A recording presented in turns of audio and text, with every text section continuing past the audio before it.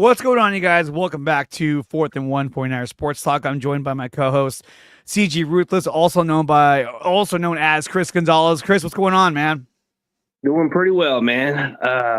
Just a lot of interesting news popping in and out, and a win over the Bucks, man. Can't feel any better. A win over the Bucks is right. Daniel Barry Sports Highlights says, afternoon. What's going on, man? Thanks for being here. My voice is a little hoarse. Just getting over something, I guess. I feel fine when my voice doesn't, so just bear with me here, and we'll get through this. So we're going to talk a little bit about the 49ers. We're going to talk about their matchup this past Sunday against the Tampa Bay Buccaneers. We're going to talk about their matchup coming up this Sunday against the Seattle Seahawks, which will be a home game for San Francisco. We're also going to play our game 4th and 1 and talk about some signings the Niners made in the past 24 hours. A punter and a cornerback by the name of Demo Lenore that they re-up. So we're going to talk about that. But before we do all that, let's hear a word from our sponsors right now. Post Game Live is brought to you by SeatGeek. Use promo code Dre Area Sports to save $20 on your first purchase at SeatGeek.com. And we are also brought to you by BetUS. BetUS will match you up to 125% on your first 3 deposits up to $2,000 by using promo code Dre Area Sports. Power Brand Systems. If you're looking to build a website for your small business or YouTube channel, then check out Power Brand Systems. Use promo code 300. Power to save up to $300 on your first purchase at Power Brand Systems. All right, now with that out of the way, let's go ahead and get to our first set of breaking news. Like I said, my voice is a little hoarse, but I should be able to get through all of this. So here we go. Let's get to it right now. The 49ers have signed punter Pat O'Donnell to the practice squad with Mitch Wisnowski dealing with a back injury. O'Donnell is 33. He appeared in 145 games, the last in 2022 season with the Packers. So the Niners again signing another Packer kicker. This is via Eric Branch. So Wisnowski will be out with some back pain, and Pat O'Donnell is going to be our punter for the game against the Seahawks. Chris, what's your take on this? Well, we need some insurance policy in case this happened. That's not something to deal with, especially if you have some back issues. That can it can flare up. So yeah, play it safe, and maybe he'll rest up the following week and be all right. But this Pat O'Donnell, bro, when I was looking at the picture, I thought for a moment it was Jimmy G. Yeah, he does look like him too. But again, this is another issue from our special teams. First, we have Jake Moody issues. First, we have special teams punt return issues, punt coverage issues, kickoff coverage issues. Now we have punter issues. And they brought in Pat O'Donnell. Now, everyone they brought in for special teams, when it comes to who can kick the ball, typically does a very good job. Pat O'Donnell, we'll have to see how he does punting it, but we know that Matthew Wright and Anders Carlson both came through for the Niners when they were subbing for Jake Moody, who we'll talk about in just a minute.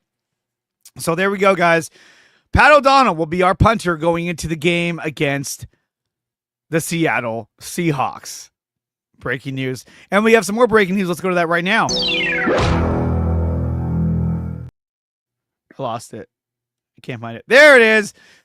Demo Lenore has signed a 5-year, $92 million contract extension with the San Francisco 49ers. They ensure that he will be here for the next 5 years. Demo is 25 years old, and he'll be with the Niners until the age of 30.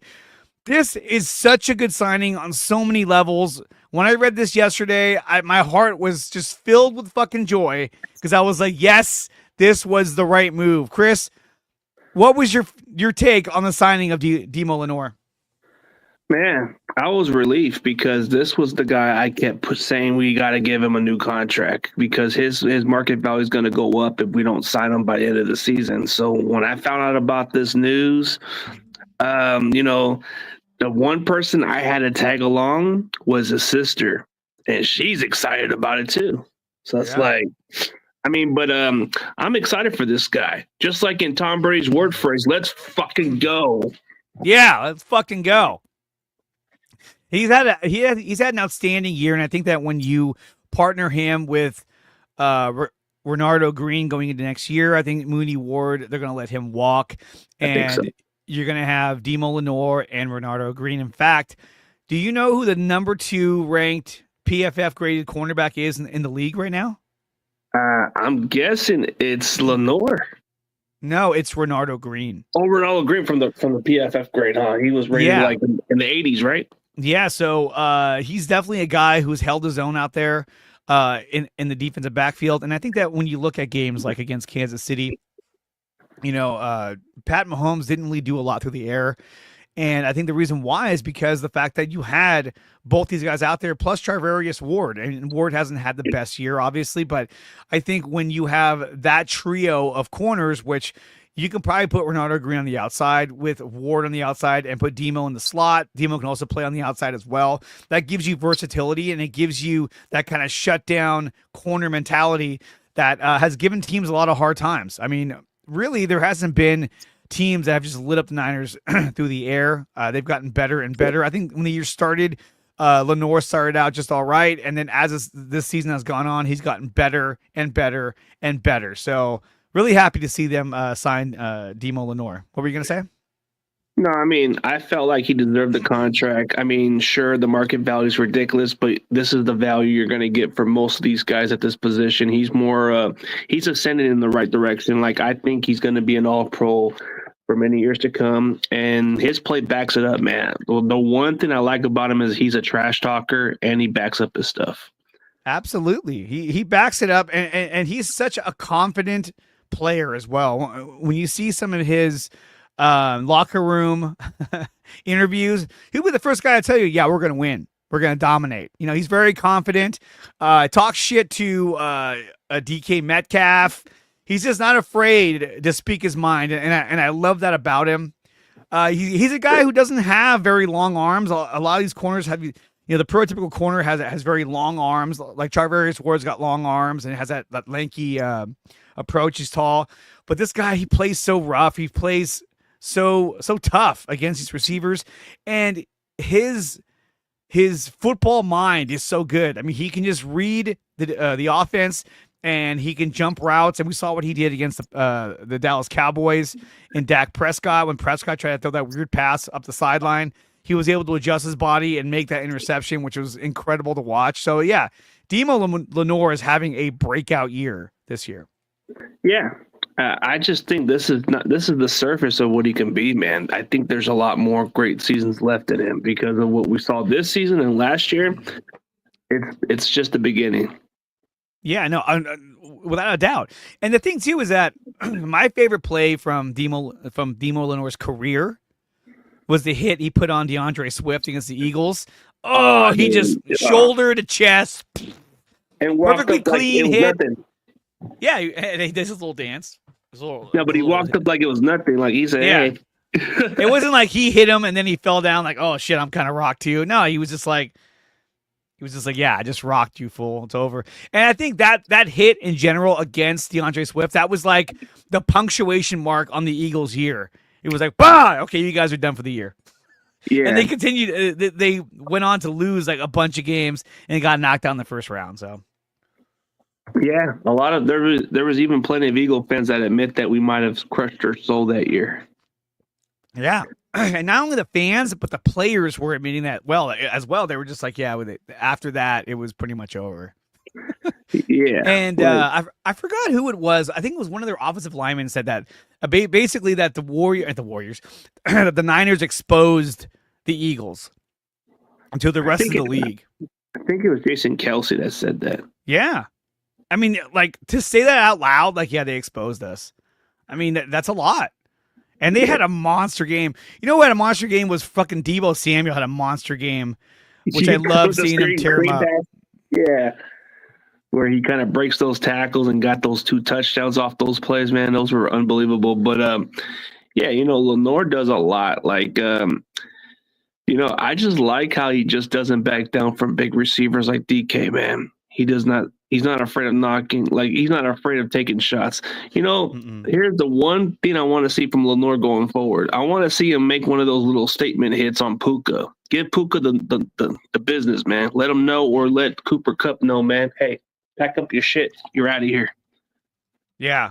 And that's coming up, too. They're going to play the Rams in a few weeks, which is going to be a big game for the Niners. Yeah. I mean, without a doubt. Yeah, it is. And the more he keeps doing those type of hits, man, the more I want to see like that signature hit on James Conner, man. Just boom. And he's just like a big running back, but gets hit by a small DB. That would be cool. Well, and that's the thing too, is that when you watch the game against the Buccaneers, I kept seeing Demo Lenore and Malik Mustafa in the backfield making tackles on the running backs, and I absolutely loved it. I mean, these guys play so hard, and they're great against the run. Guys, I just put the link in the chat for the tip jar if you want to leave me a tip or quote unquote a kind of like a super chat. You can do that on this link right here. They accept payments from your debit card, credit card, or Google Pay as well. So go ahead and check that out. Want to leave me a tip? Go right to the tip jar right there. It's also in the link down below as well. So now let's talk about the Niners against the Buccaneers, because we were going to talk about this anyway. Let's go ahead and bring up the stats for this game. The Niners had a very, very close game. This game shouldn't have been this close, but they pulled out the win and they won 23-20. They beat the Buccaneers and moved to 5-4. Let's take a look at the stats to see how this kind of breaks down. Brock Purdy was 25 of 36 for 353 yards and 2 touchdowns. He had 119 quarterback rating. Baker Mayfield was 18 and 29 for 116 yards and a touchdown. He had an 82 quarterback rating, which I thought was much higher than that. I actually thought Baker Mayfield played his ass off in this game, which I got to give it to him. I mean, he played really hard. I mean, he had Nick Bosa hanging off his fucking arm, and he still made that play and got a first down on a 4th down. So I thought he played really well. I mean, he played pretty well, but if we're talking about 116 yards, I mean, at least the defense limited everything. I think a lot of the penalties were the factor of why they were able to keep this game close. The penalties and the special teams. Yep. Oh, my God, the special teams. Jake Moody missed 3 field goals. And what's funny is that he kicked a total of, I think, he kicked 5. Let me see, where is it? He kicked 6, and he missed half of them. Yeah, who does that, man? Especially if they're makeable. Yeah. Like, I'm not saying I'm not saying that anybody could, but come on, like 50 yards is pretty makeable for an average kicker. I'm pretty sure 49 or 44 yards are makeable. Absolutely. And then he made a 44-yarder. And look, here's the thing too. Your boy Juwan Jennings had that play at the end of the game where most players would have gone out of bounds. He did not. He juked the defender and got an additional 10 yards. And I think without that 10 yards, I don't think Moody makes that kick.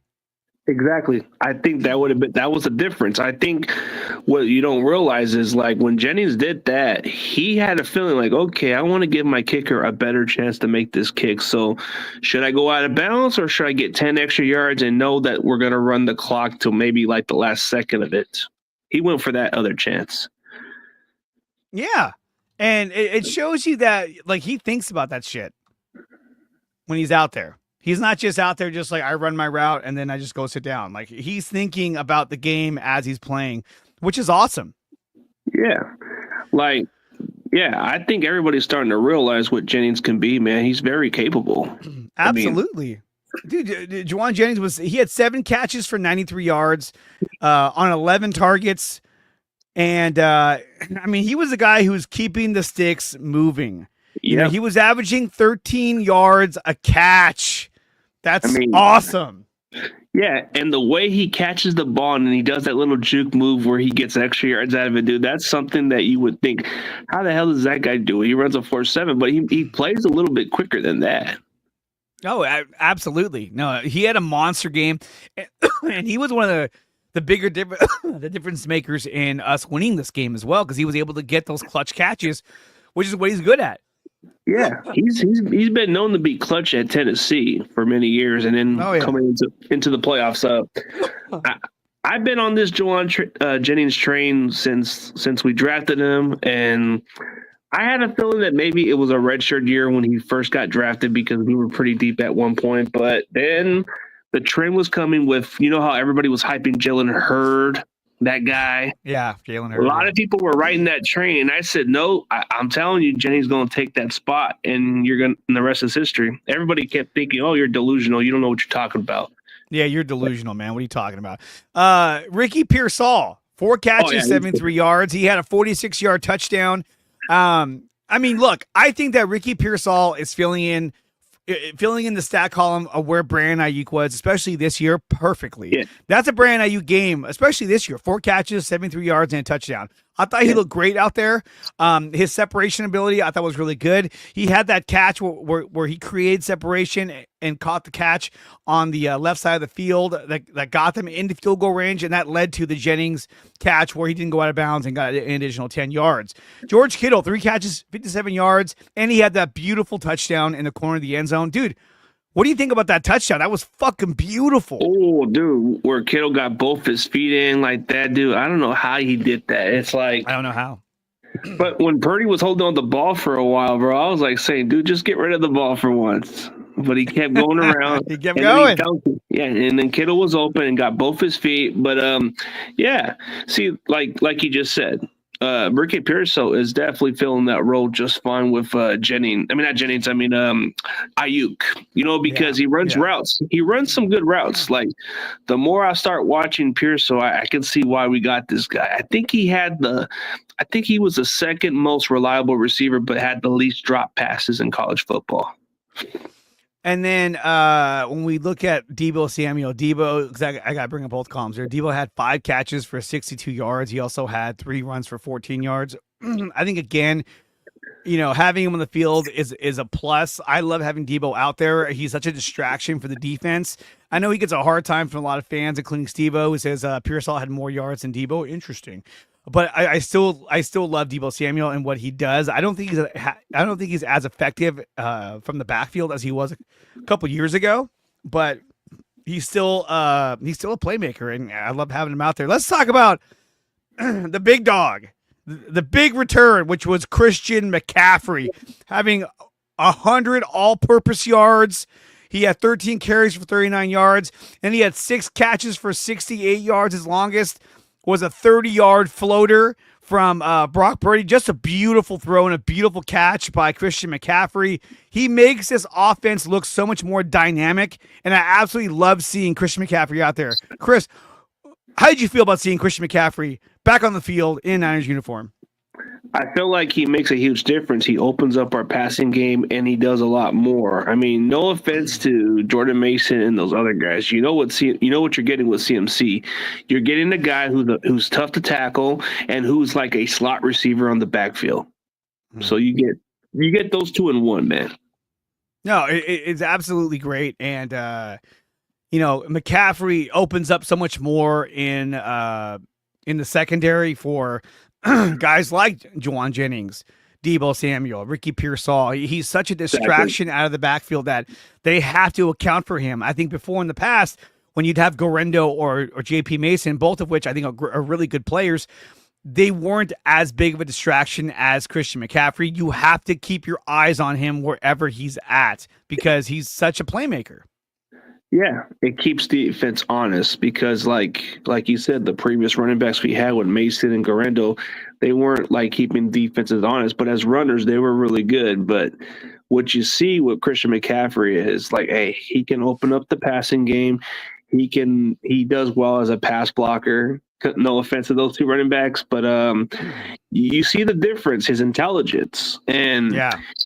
Like think of what he brings to our offense. Like he is just like I don't know, like you put him into like an all-in-one category. Like he's like the slot receiver version of what you look at Cooper Kupp. Put him in the conversation of Cooper Kupp all in one, and then you got a running back like Frank Gore, all in one. Just all in one, dude. Frank Gore running back mentality, and then you got Cooper Kupp at the slot receiver spot. Absolutely. And guys, don't forget we have the tip jar link in the chat, also on X and on YouTube. If you want to drop a tip, it could be 25 cents, could be a penny, could be $1 or more. There's a link to do so to help support the channel. So again, this game shouldn't have been that close. Special teams really shit the bed on this game. They gave up, or I'm sorry, they cost the Niners 16 points. If you count the touchdown off the muff punt, which I'm sorry, but Jacob Cowing, if you don't catch the fucking ball, don't worry about trying to sell the contact. Just go right for the fucking ball and jump on it. I don't care what you got to do. In fact, at this point, look, Cowing did have one good return, so that was kind of redeemable for him. But in my mind, I'm like, look, whoever's going to be back there, I want them to have the surest hands possible because I just don't want them to fuck up. I don't care if it's a fair catch every time. I just want someone who's going to catch the fucking ball. And Jacob Cowing makes me nervous back there.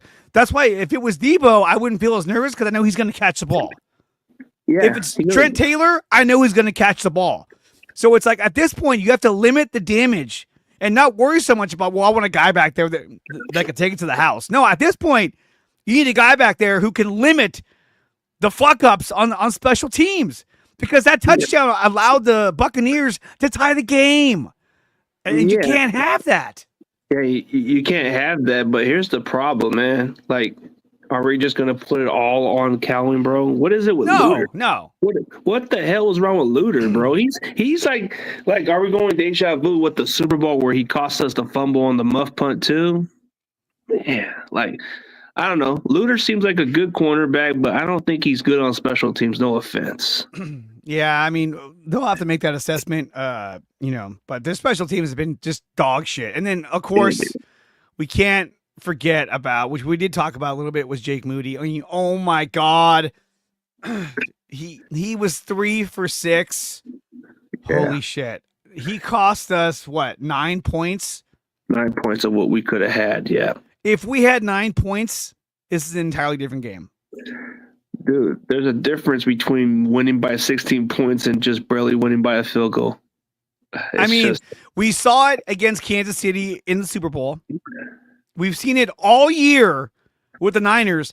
Every time they make a mistake on special teams, it comes back to bite them in the ass because every time Jake Moody missed one of those field goals, it gave the Buccaneers great field position. And I'm like, dude, now you're giving them the fucking ball at our 40 or at their own 40-yard line. Like, goddamn, dude. It's absolutely ridiculous.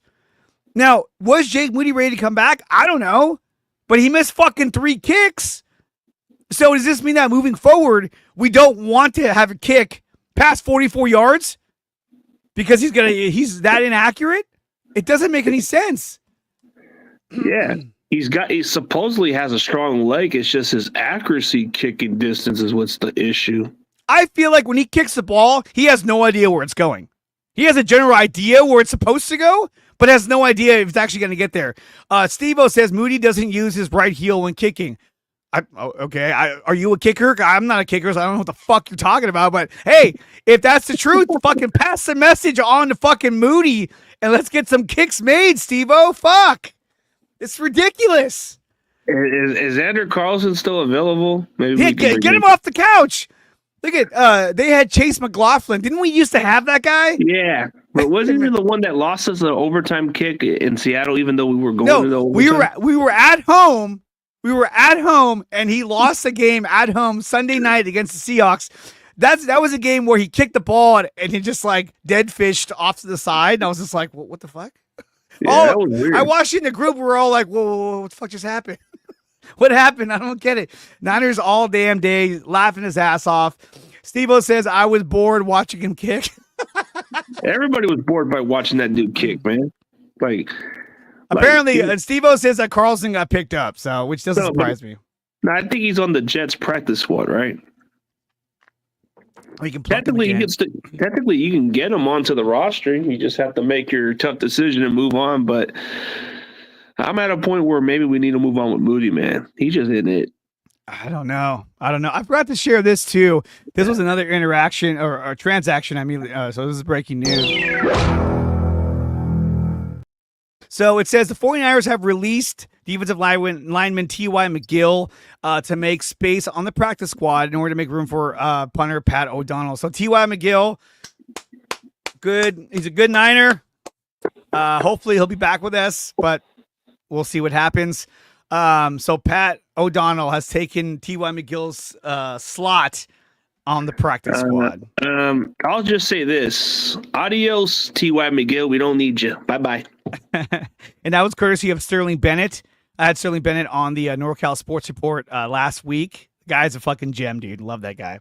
He's a good dude. I had him on a couple of times. He covers the Niners for 95.7 The Game, and he has a podcast, 49ers Access. Definitely check him out on X and over on YouTube. But as we get back to this game and we look at the numbers don't lie. Mitch Wisnowski only had one punt. Did you know that the Niners are they have the least amount of punts in the league? Yeah. We don't punt the ball. We either kick field goals or we miss them. Or we score touchdowns. I mean, that's just how our offense is. We move down the field pretty well. I mean, yeah, we don't punt as often, but I think our problem is the red zone. We just got to be very consistent at it. Steve writes, when your kicker and punter is getting hurt, that's not good. No, it's not. Hey, but you know what, though? Our kickers hit. They hit hard. Matthew Wright, he'll take you down. He'll take himself out, but he'll take you down with him. Same with Jake Moody. I thought dude, if that was me, I would have broke my ankle, dude. Caught underneath my own body. Fuck that. But we'll see how he plays going forward next week against the Seattle Seahawks. Another questionable thing here, and, you know, I love seeing McCaffrey out there. I love seeing everything he does, but the other question, too, is Mason and Garendo got 3 snaps each, and they each got 1 carry. So, obviously, their workload is going to drastically drop with Christian McCaffrey, which is rightfully so. McCaffrey is a superstar. He was the Offensive Player of the Year last year. Now, a lot of us wanted to see them use, you know, a 3-headed monster in the backfield or a 2-headed monster with him and JP Mason. But I think that McCaffrey is so dynamic that it's just hard to get him off the field because he does so much for your team. And people want to say, oh, well, you know, McCaffrey does not coming out. He gets mad when he comes out. He dictates how many plays he wants to play. No, it's just that there's those factors, but he provides so much for the team offensively that it's hard to not have him out there. It's incredible. Yeah, he's so dynamic, like to a point where he just doesn't want to be off the field. But we might have to try to find different ways to, like, at least try to get some of the touches to the other running backs, man. It would be fair, keep it balanced, but it's too good to pass, I guess. Let's talk about Brock Purdy. I thought Brock Purdy played one of the best games I've ever seen him play. There was never a moment that was too big for him. There was never a moment that he couldn't handle. He led them down the field to get to that field goal to win the game. In a game where he was pressured all day long, Todd Bowles was blitzing him nonstop. Todd Bowles was trying to do what Mike Flores did with the Vikings. Just trying to send blitzes at him from all different directions or all at once. And he persevered through that shit like a fucking stud. Like I said, he was 25 of 36 for 353 yards and 2 touchdowns with no interceptions. That's baller status, dude. Unbelievable. Yeah. And, yeah, a lot of teams are trying to do exactly similar to what Brian Flores is doing. But I'm telling you, at some point, it's going to backfire these teams. Like, you got to have at least the talent on the field to execute those, because you saw the difference with Dallas, right? They don't have that kind of talent to execute. You look at Tampa, they don't have those kind of guys that Brian Flores has on his team. So it's going to backfire some of those teams. Like, You want to talk about Dallas? Yeah, they're trash. But they're trash. Hey, let's talk about Dallas. Check this out. Dak Prescott is out for the year with a hamstring surgery. Ooh. It's Cooper Rush and maybe Trey Lance the rest of the way. They are fucked. Yeah. I'm pulling for Trey to get some opportunities, man. I don't know. Cooper Rush is just a poor man's Dak. It's terrible. I was like, dude, as bad as this season has gone, now he's out for the year. And I'm sure Dak Prescott's probably thinking, oh, thank God, get me out of here. Better luck next year. Because it was getting worse and worse, especially on the heels of him signing that big contract. It's like, dude, Dak, you're not worth it. Is he a good guy? I'm sure he is. I mean, I'm not talking about him personally, but on the field, his production, his contract does not he's not worth what he's gotten so far from that contract at all. No, I mean, I just, even though he's not worth the contract, I'm just glad that the dumb Cowboys do what they do best, overpay somebody who thinks they're this. That makes me feel great that they feel that misery. That misery.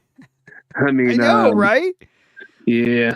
I mean, deep down, my pops is rolling on his grave kind of saying, hey, that guy ain't worth nothing. He's not. And then my mother come to find out that they gave him the contract. She told me I'd rather have Brock Purdy at quarterback for the Cowboys than have this guy.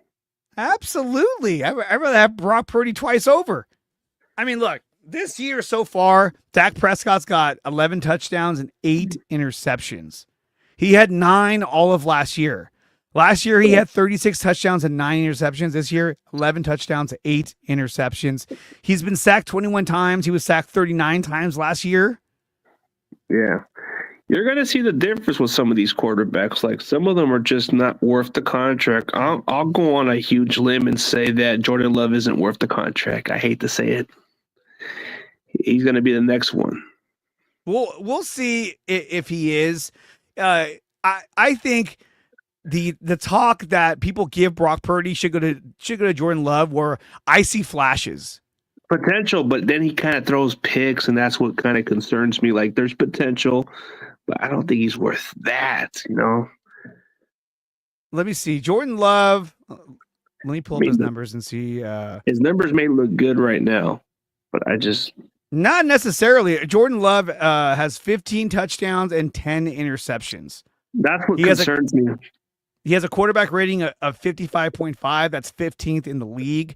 And he's thrown for 1,800 yards. That's 22nd in the league. That's concerning for me. Like, just from a football standpoint, I'm not even hating. I like the guy's talent, but when you throw so many picks and you're pulling a Brett Favre, bro, that ain't worth the top money right there. Brock Purdy, he has 12 touchdowns and 7 interceptions, some of which have been deflected balls that led to interceptions. Yeah. But he's thrown for over 2,000 yards, and he has a 66.6 quarterback rating. That's 7th in the league.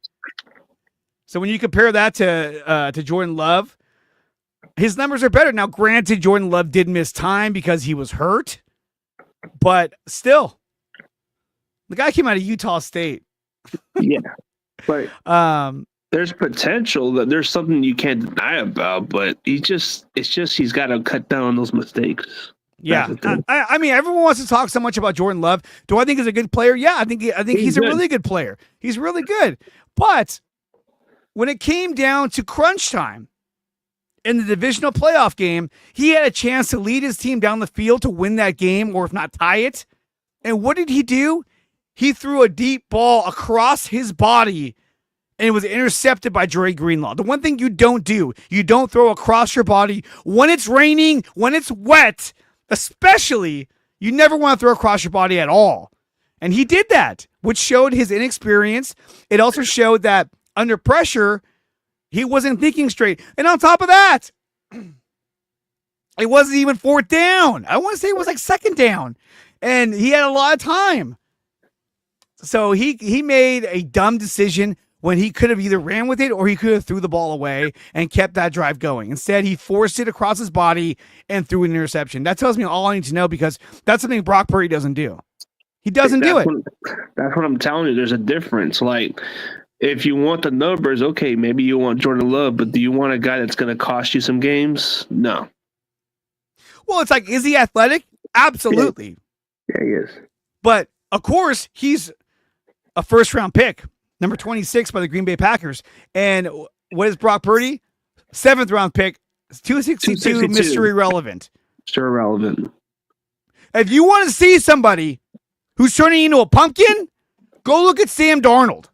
Oh, yeah. Because he's fucking turning back into a pumpkin faster than you could say, holy shit.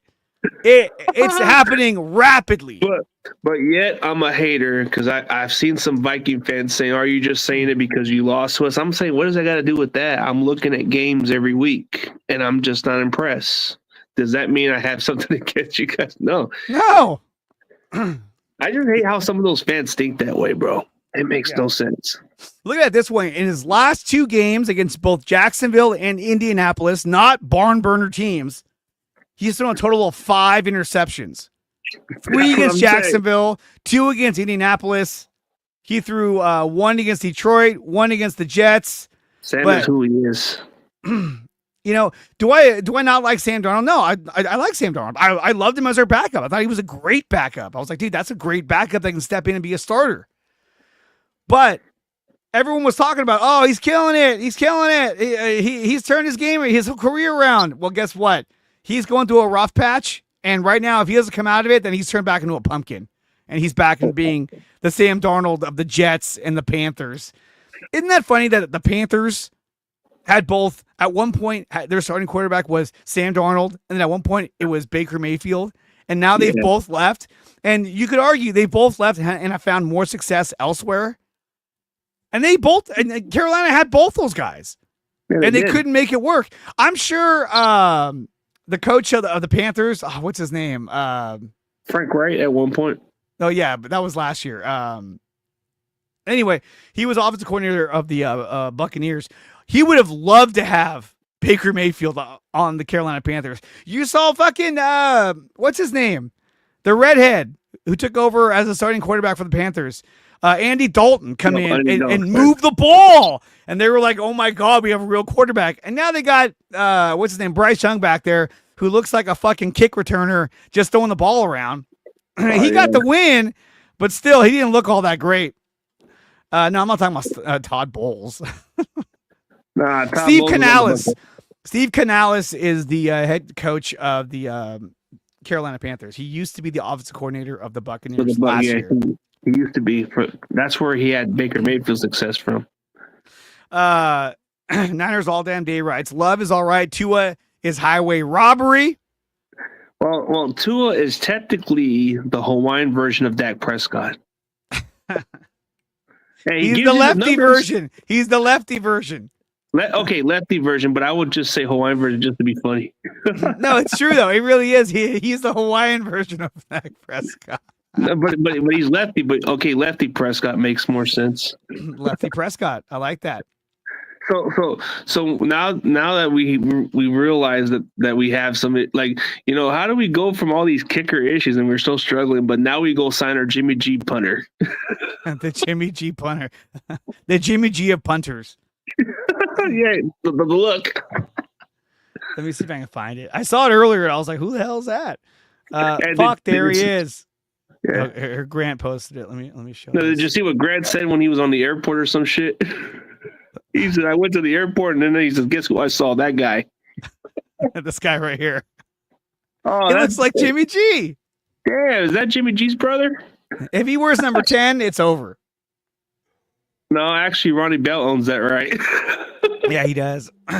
Hopefully, he doesn't give up the the number. Well, actually, he can give up the number 10 because he ain't gonna be on our roster for long. Yeah, it'd just be for like a 1 week thing. He can impersonate Jimmy G. But so Pat O'Donnell is on there. Let's go back to Demo Lenore. I really like the signing of Demo Lenore. It helps our defense into in the future. I think he's a player that they can build around. If he continues to do what he's doing this year, this guy is going to be one of the top cornerbacks in the league for the next few years. Yeah, next few years, yeah. Here's something I want to share with you. This is a post from Kevin Kruger, the son of Larry Kruger. He posts. Now, these are the last 3 years. So his reception percentage was 67%, then 69%. Now it's at 62.5. Yards per reception, 12.4, 11. Now it's at 9.9. His overall rating, 84, 86, 65. He's dominating out there. Interceptions 3.8 this year. Yeah, 3.8, but he's actually done pretty well when it comes to coverage wise. Like when they throw his direction, their passer rating's not that good. No, and that's what it says here is that their passer rating against him was at 84 to 86. Now it's at 65. That's Which is great. bad. Which Look is at his bad pass. for those other teams. Yeah. His pass breakup 7.5 compared to 5 Yeah. last year and 3 his first year. This guy's a fucking baller. He's skyrocketed ever since the opportunities, man. He's changed his tone. I think when he first came into the league, he was just learning how to adapt to it, but now he's kind of like crafted more. Absolutely. And these are his 2024 projected stats. Okay, this is what he's projected to do. I got a little carried away there. This is what he's projected to do for this year. But these are baller numbers for this year. And I hope he does this because, I mean, he's a badass. He's the hyena. That's what they call him, the hyena. Hyena. And he's fucking dope, dude. I'm so glad. The one thing I was worried about was that this is going to be a guy that was going to go into the offseason and he was going to be like don't let him hit the free agency because he's going to leave. There's going to be a holdout. There's going to be a lot of drama. No, they fucking ended that shit immediately and signed to a 5-year deal worth $92 million. Well, technically, he was going to hit the open market anyway, so there was not going to be no holdout. He was just going to be like, if we didn't give him the contract, it would have been pretty much like other teams are going to pay him the $20+ million range, and we're not going to have enough to bid for him. But at this point, getting him paid right now is better later because the market value for cornerbacks, bro, it's going to move up a little more. Absolutely. But I think this sets us up, like we were saying earlier, where you can let Charvarius Ward walk because you're going to be giving Brock Purdy all that money. And now you've already signed Demo Lenore. You've already signed or you drafted Ornado Green, who's killing it. Those are your two outside corners.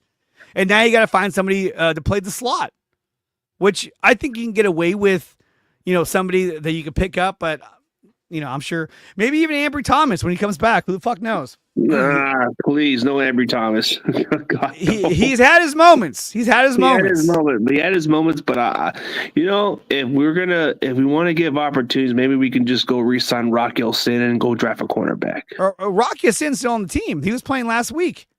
So you could use a guy like Rock Ya-Sin or for veteran experience purposes, and maybe give him a fair opportunity. Or dare I say, Isaac Yiadom. No Yiadom, please. No more Yiadom.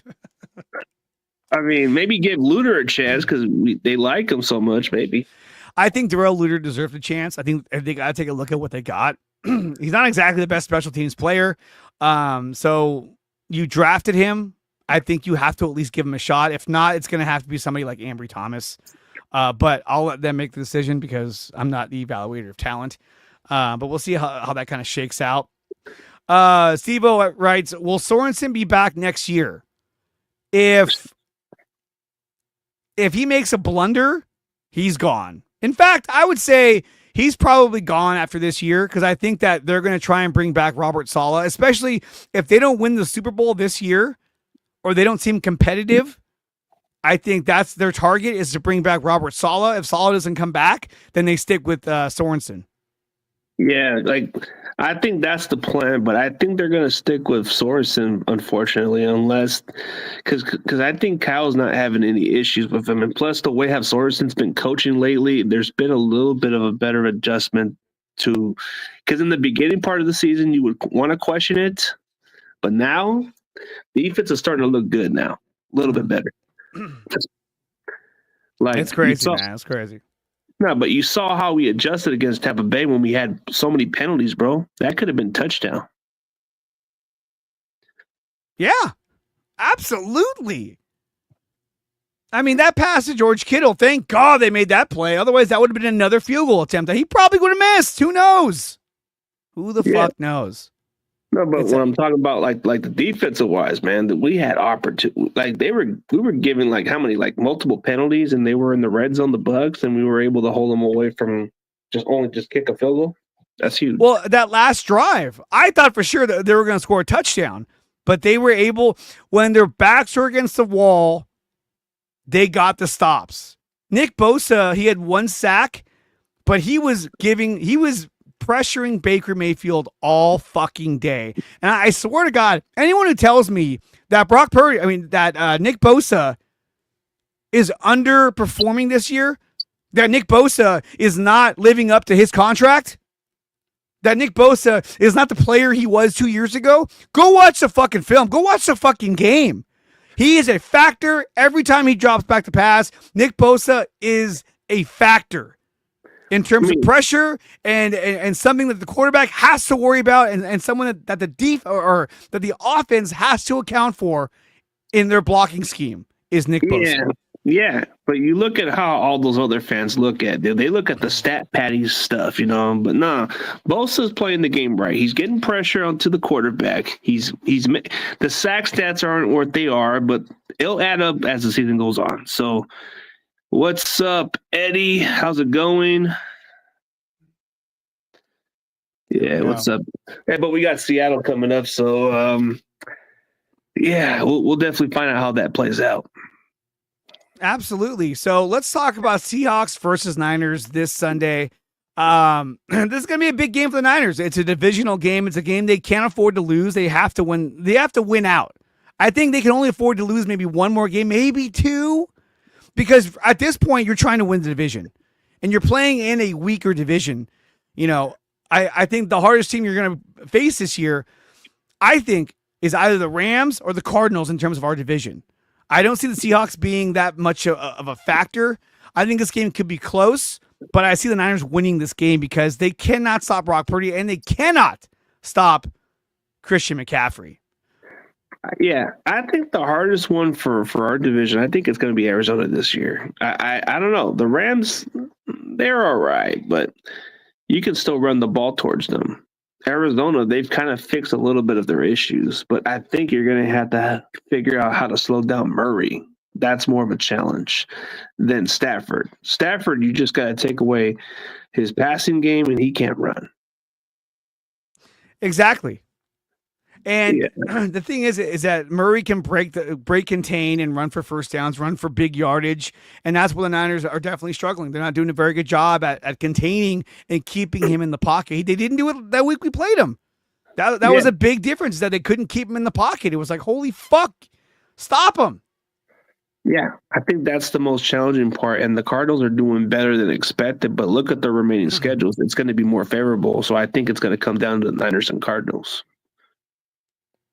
Yeah, I think so. But the team that worries me, though, is the Rams, because offensively, they're dangerous. They have Puka Nacua, they have Cooper Kupp, they have Tutu Atwell, and they have Matthew Stafford back there with Kyren Williams.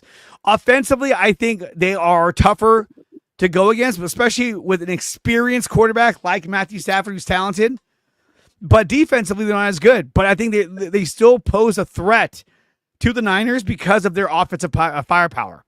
Well, I mean, you go by their experience-wise, but realistically, man, they don't scare me like everybody else. Like, I look at them and say, they're solid, but they only got lucky towards us a few times. But I feel like we've always had better matchups towards them. But covering Puka and Cooper Kupp is kind of like something you got to deal with. I mean, if we can just limit those plays, which we've done in the previous years under the circumstances, I think we should be able to hold up on the Rams. But yeah, the Rams, they're more experienced because they've been there and done it, compared to the Cardinals, they're just young and inexperienced with big time games. Rams, I can see where you're coming from. The Rams are like the more experience wise. Yes. Yeah.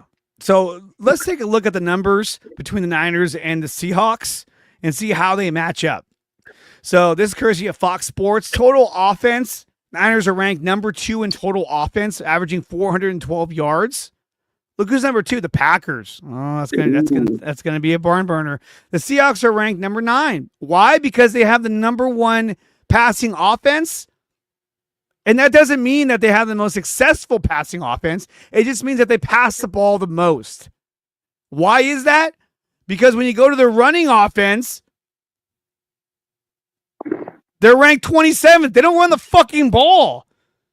In fact, they're averaging their second down average is 8.7 yards. Meaning on Damn. most cases on second down, it's second down and 9, second down and 8, second down and 10, because they cannot run the ball because their offensive line is in shambles. While the Niners, they're ranked number 5 in running offense, and it's only going to get better. Yeah. Look who they're in company with: the Lions, the Cardinals, the Commanders, the Packers, the Eagles, the Ravens. So I mean, those are all teams that have running backs, and we Yeah, were doing good all running that without Christian McCaffrey. Yeah. We did it without it, and we were ranked number 2 without McCaffrey. Absolutely. But how do they rank defensively? Defensively, it's The quite- Niners are the number 9. Number 9 Which is- ranked defense in total defense. The Yeah. Seahawks are 25th. Ooh, that good. That's not good. Passing defense. The Niners are ranked 12th. The Seahawks are, wait, I must have missed it, 20th. Ooh. Well, it's all right. They have the 20th pass defense. And what's funny is that the number 1 offense is the Ravens, yet they have the worst passing defense in the league, which is pretty crazy, the Ravens. The Ravens, yeah. But then again, the Buccaneers had the 31st ranked passing defense. And But you Brock kind of Purdy saw that. You kind of Yeah. saw that because he carved them up. Yeah, Purdy carved them up like he was the up and coming Tom Brady or the Drew Brees man.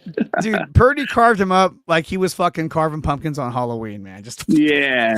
happy face, Yeah. you know. What about the overall rushing defense? So against the run, the Niners are ranked 8th, and they've dropped. They used to be ranked 6th, and now they're ranked 8th.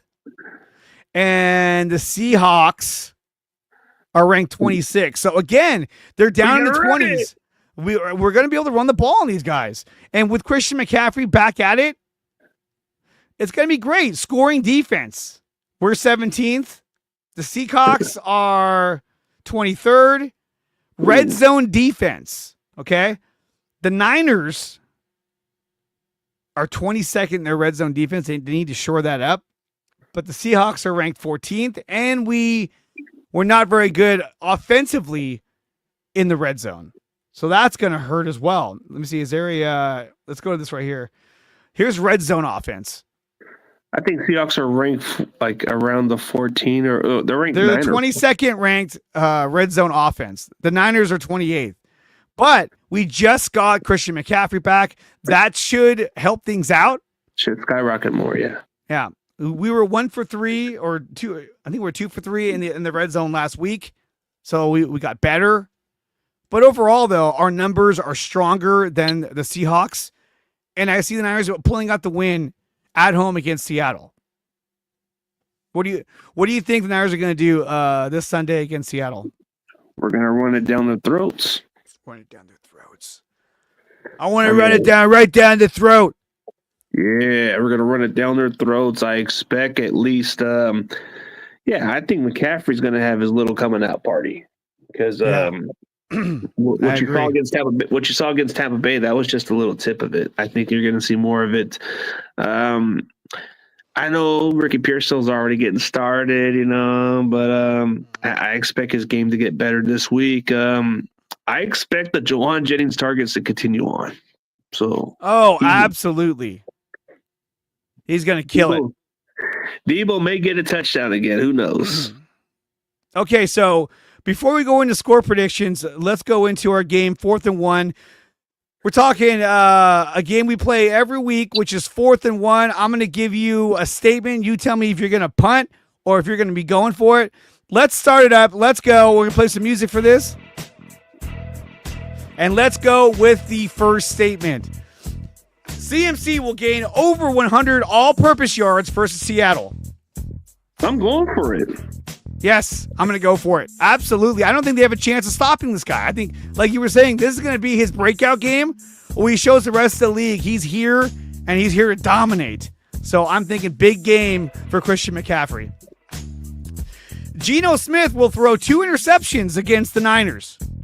I'm going for it. He's done it against us twice. Going for it. He's all about the interceptions. He's like, hey, let me help you guys out. There you go. You get one. You Yeah. get one. Get ready. Okay, next one. George Kittle will have 2 touchdowns versus Seattle. I'll punt. You're going to punt.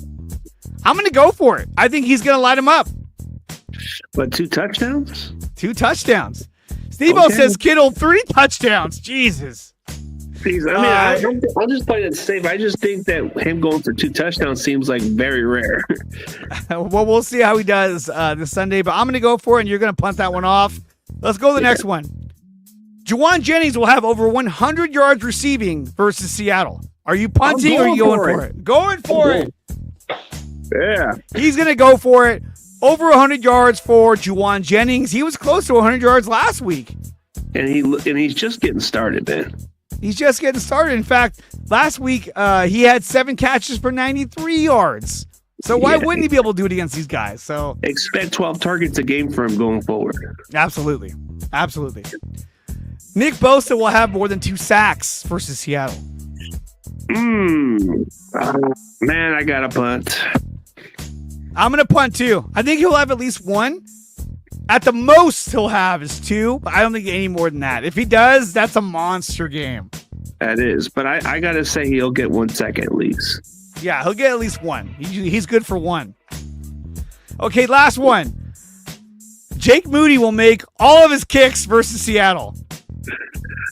Oh, God. Hopefully it doesn't have to come down to him kicking field goals, so I'm going to punt. You're going to punt? Yeah. I am going to punt as well. I think he's going to miss at least 1.